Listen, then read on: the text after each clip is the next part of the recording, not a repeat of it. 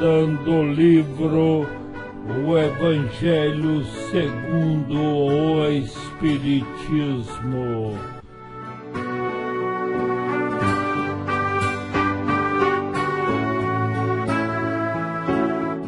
Continuando com o estudo do Evangelho segundo o Espiritismo, capítulo 4, ninguém poderá ver o reino de Deus se não nascer de novo.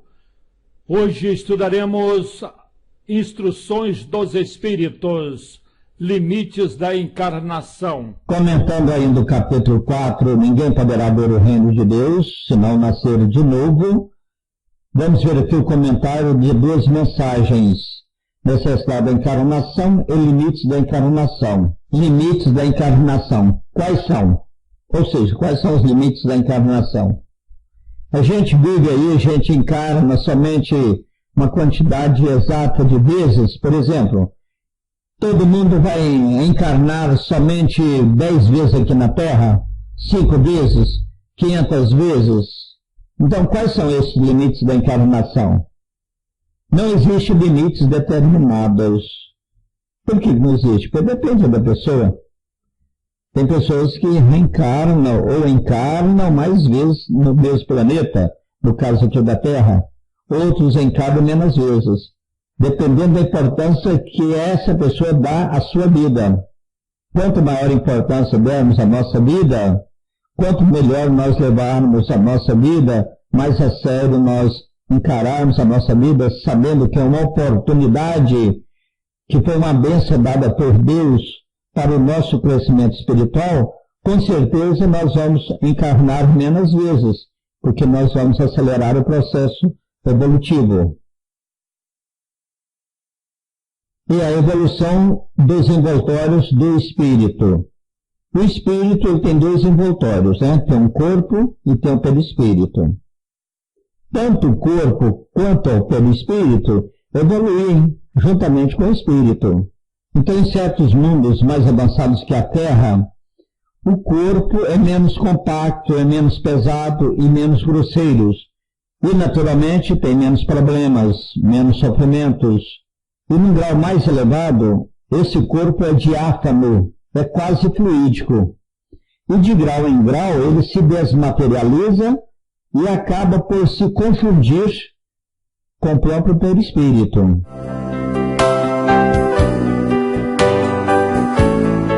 Começaremos então as instruções dos Espíritos, vendo esta primeira instrução aqui do Espírito de São Luís, limites da encarnação.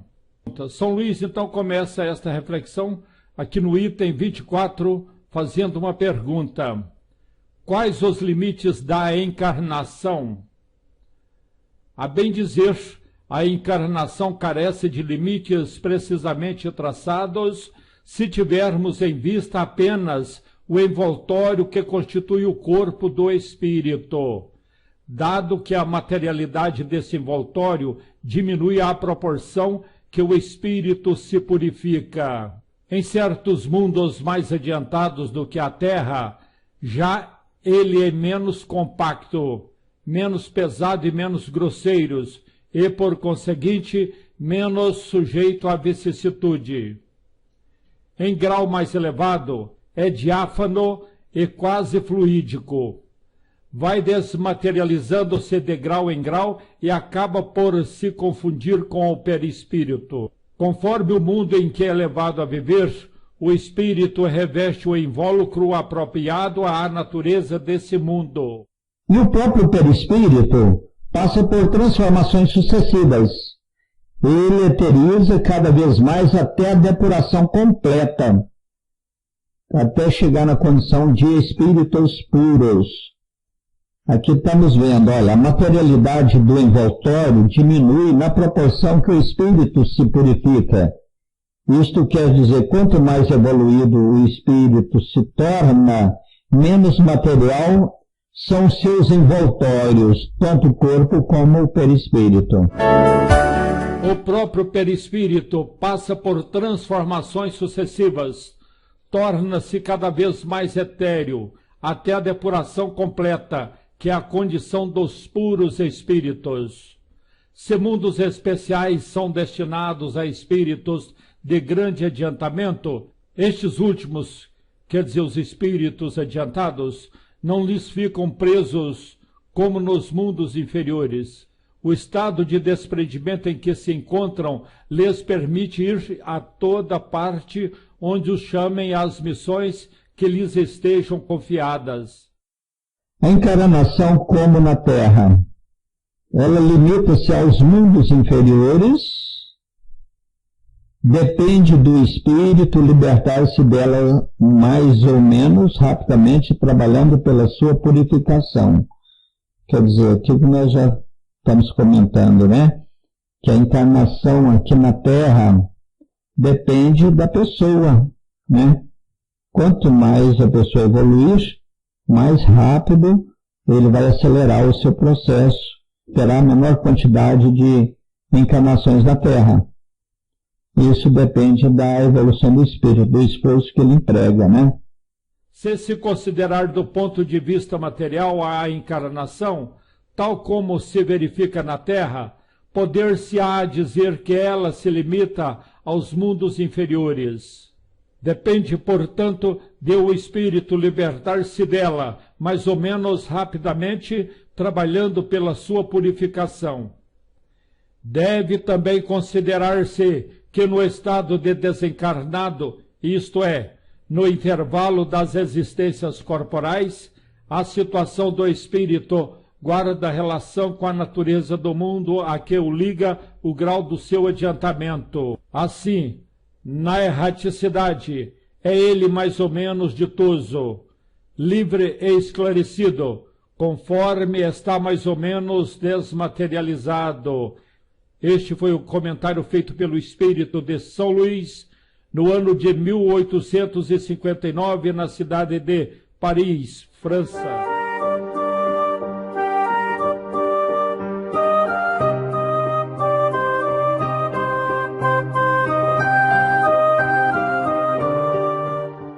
Aqui estamos vendo aqui uma representação. Aqui num estado mais primitivo, a característica do corpo, ele evoluindo, pega essa característica, e aqui já pega uma característica bastante fluídica, né? Quase semelhante ao perispírito. É processo evolutivo. O espírito evolui, a materialidade do corpo diminui. Torna a matéria menos densa, mais fluídica, menos pesada, né? Aí, ó, tá vendo? O corpo torna menos compacto, quer dizer, menos duro, né? Menos resistente, mais leve, menos pesado, né? Menos grosseiro, quase fluídico, que nós estamos vendo aqui, acaba por confundir-se com o perispírito. Isso é o corpo, né? A evolução do corpo físico. Agora, a evolução do perispírito, aquilo que nós falamos, que com a evolução do espírito, o perispírito tornar-se cada vez mais etéreo até a depuração completa.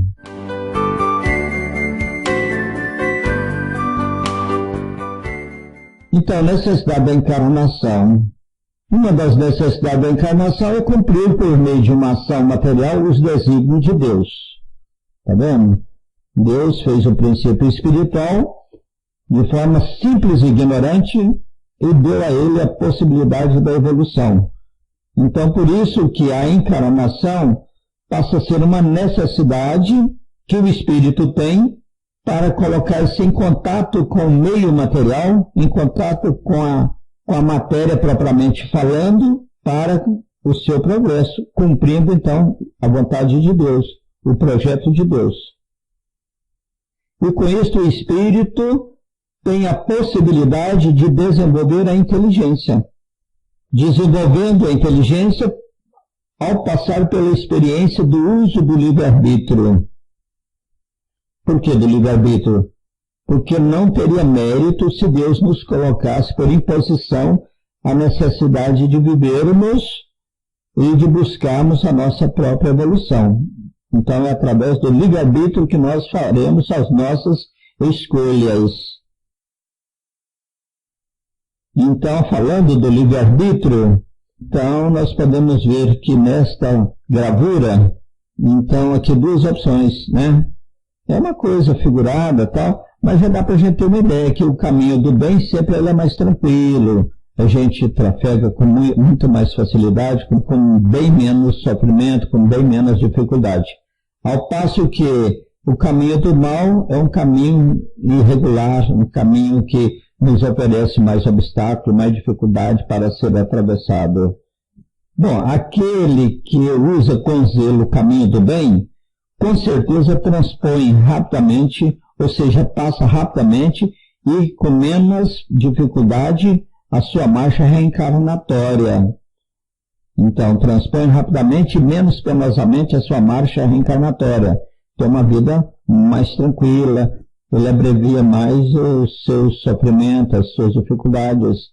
Ele encontra mais rapidamente também a felicidade, uma vida mais prazerosa, com menos vicissitude, com menos problemas. Agora, aquele que usa do seu livre-arbítrio para o mal, esse prolonga a sua marcha reencarnatória, tornando-a um castigo. Está vendo? Porque do momento que ele está vivendo as suas etapas evolutivas aqui na Terra, e ele não está levando isso a sério, ele não está direcionando isso de forma correta, naturalmente ele terá que repetir essas experiências, porque ele não está fazendo de forma adequada. Todas as vezes que nós não acertamos naquilo que nós estamos fazendo, a gente tem que fazer de novo. E todo o trabalho, quando tem que ser feito de novo, ele torna mais penoso. Porque o trabalho de refazer algo que foi mal feito é muito mais difícil do que fazer aquilo uma vez só. Você imagina, por exemplo, um pedreiro. Ele faz uma parede. Se ele fizer a parede no prumo certinho, no alinhamento certinho, beleza. Fez, terminou. Ele já vai partir para outra parede, já vai partir para outra parte da obra, até terminar a casa. Mas se ele fez uma parede mal aprumada, ou mal alinhada, uma parede torta, uma parede sem base, o que acontece? Ele não poderá continuar, porque ele fez algo de errado, não completou a parede que ele deveria ter feito de forma correta. Aí ele tem que voltar novamente, tem que desmanchar a parede para fazê-la novamente. Aí vai ter o trabalho de desmanchar, limpar o terreno, preparar o terreno novamente e começar nova parede de forma correta. Isso representa um castigo. Isso que é o problema. Então, quando nós enveredamos para o caminho do mal, quando nós fazemos uso do livre-arbítrio de forma errada, então nós estamos prolongando a nossa marcha reencarnatória, né? Nós estamos tendo que repetir o processo de reencarnação, que é um processo necessário para a nossa evolução, para consertar os nossos erros. Isso torna-se um castigo. É isso aí o que nós chamamos de expiação. Temos que verificar os nossos erros, o que fizemos de errado, expiar, corrigir e fazer o correto. Senão não há progresso. Certo? Continuando ainda com as instruções dos Espíritos, veremos agora uma outra reflexão. Necessidade da encarnação. Foi feita também pelo Espírito de São Luís. E ele começa também no item 25 com um questionamento. É um castigo a encarnação e somente os espíritos culpados estão sujeitos a sofrê-la. A passagem dos espíritos pela vida corporal é necessária para que eles possam cumprir, por meio de uma ação material, os desígnios cuja execução Deus lhes confia. É-lhes necessária a bem deles, visto que a atividade que são obrigados a exercer lhes auxilia ao desenvolvimento da inteligência. Sendo soberanamente justo, Deus tem de distribuir tudo igualmente por todos os seus filhos. Assim é que estabeleceu para todos o mesmo ponto de partida, a mesma aptidão, as mesmas obrigações a cumprir e a mesma liberdade de proceder. Qualquer privilégio seria uma preferência, e toda preferência uma injustiça. Mas a encarnação, para todos os espíritos, é apenas um estado transitório. É uma tarefa que Deus lhes impõe quando iniciam a vida, como primeira experiência do uso que farão do livre-arbítrio. Os que desempenham com zelo essa tarefa transpõem rapidamente e menos penosamente os primeiros graus da iniciação e mais cedo gozam do fruto de seus labores. Os que, ao contrário, usam mal da liberdade que Deus lhes concede, retardam a sua marcha e, tal seja a obstinação que demonstrem, podem prolongar indefinidamente a necessidade da reencarnação, e é quando se torna um castigo. Comentário feito por São Luís, no ano de 1859, na cidade de Paris, França. Reencarnações no mesmo mundo. Finalidades, ou seja, quais são as finalidades das reencarnações no mesmo mundo? Uma das finalidades é a reparação dos danos recíprocos. Normalmente a gente reencarna no mesmo laço de família. E aí a gente volta novamente para convivermos juntos, para reparar, para consertar os erros que tivemos em relação de uns com os outros, de uns para com os outros. Então por isso que eu falo que uma das finalidades das reencarnações no mesmo mundo é a reparação dos danos recíprocos. Com isso, consertando os nossos erros, nos aprimorando, estamos partindo para o estabelecimento de base espiritual nos laços de família.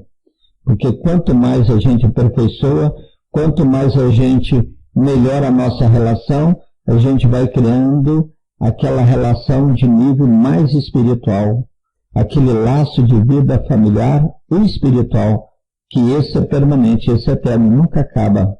Por isso que a gente vê também no Evangelho essas famílias ligadas pelo laço material e as famílias ligadas pelo laço espiritual, que é mais importante na nossa vida.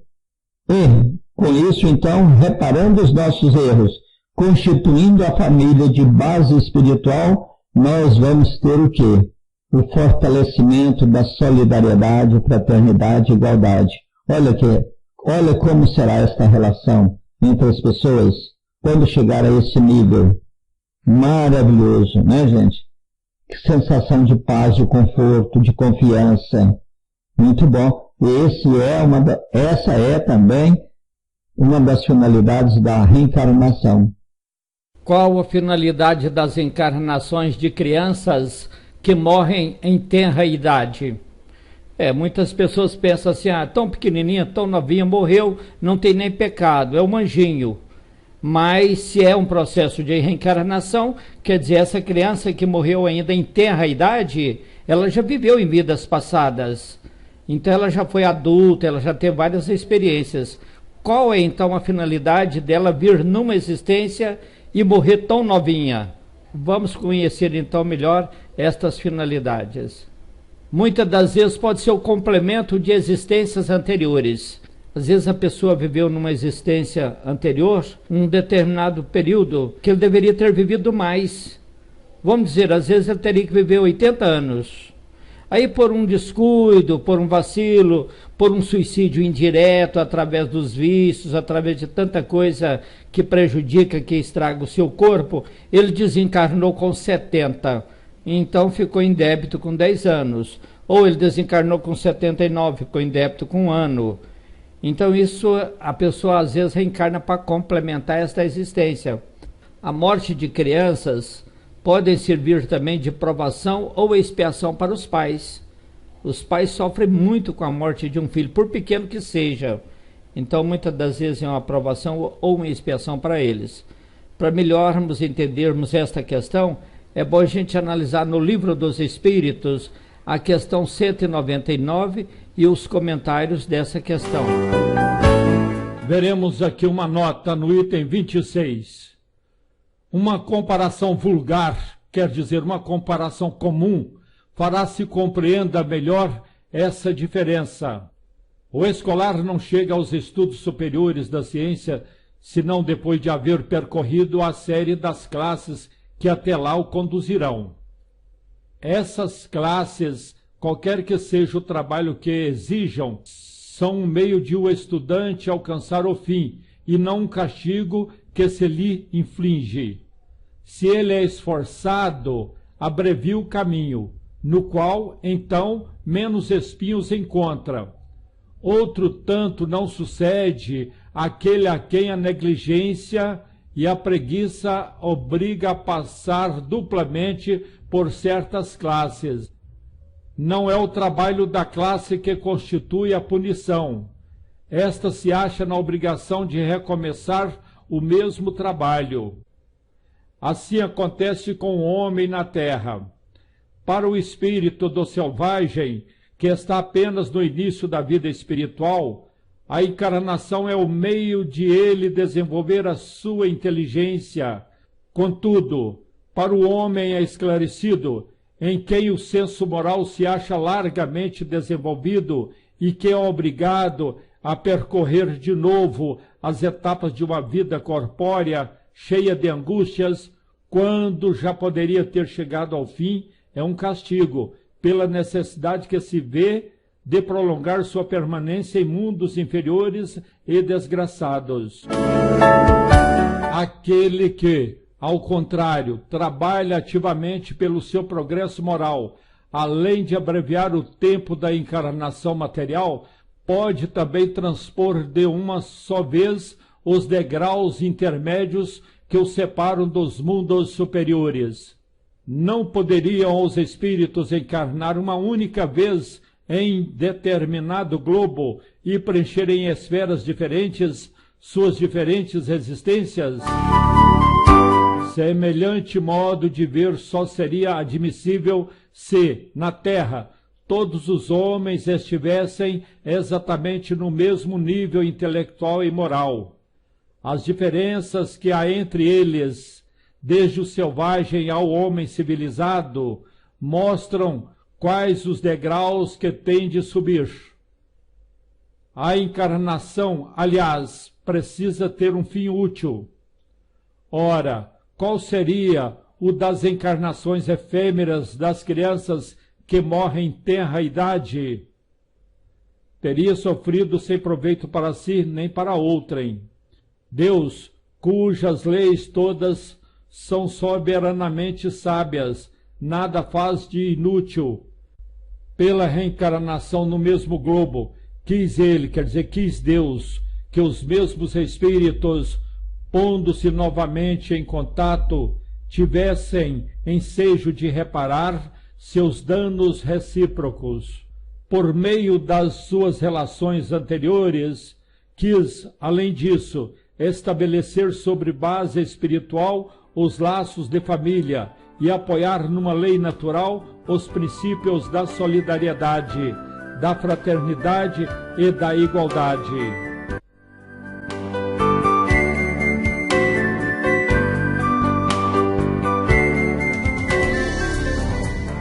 Queremos agradecer aos irmãos do Centro Espírita Fraternidade Allan Kardec, CEFAC, da cidade de Taguatinga, Distrito Federal, pelos materiais de estudo metódico da doutrina espírita que eles dispuseram na internet e dos quais nós estamos usando em nossos estudos das obras básicas e na montagem dos nossos vídeos.